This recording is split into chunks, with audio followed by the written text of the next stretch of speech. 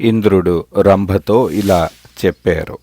వైశాఖ మాసములో వృక్షాలు అన్నిటికీ నవ పల్లవులు ఉన్నప్పుడు పరమ శోభామానముగా అవి అతి సుందరముగా కనిపిస్తాయి. నీ మధుర వాణిలో నీవు నీ ప్రయత్నము చేయి. నేను ఇంకా కామదేవుడు నీ దగ్గరే ఉంటాము. ఓ భద్రే రంభ, నీవు నీ పరమ కాంతివంతమైన రూపముతో హావ భావములతో వివిధ గుణ సంపన్నముగా ఉండి నీ ద్వారా విశ్వామిత్ర ముని తపస్సు నుంచి విచలితుడు అయ్యేటట్టు చెయ్యి.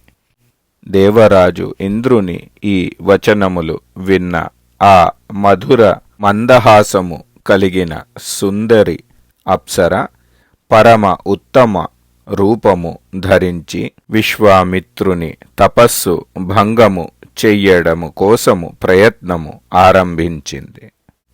విశ్వామిత్రుడు అక్కడ చాలా తీయటి స్వరములో కోకిల మధుర గానము విన్నారు. ఆయన ప్రసన్న చిత్తముడు అయి అటువేపు తన దృష్టి మళ్లించారు. అక్కడ ఎదురుగా అప్సర రంభ కనిపించినది. కోకిల కలరవము, రంభ అనుపమ గీతము, ఇంకా తన ఎదురుగా అనుకోని విధములో అప్సర రంభ దర్శనము, ఇవి అన్నీయూ చూసి ముని మనస్సులో సందేహము కలిగినది.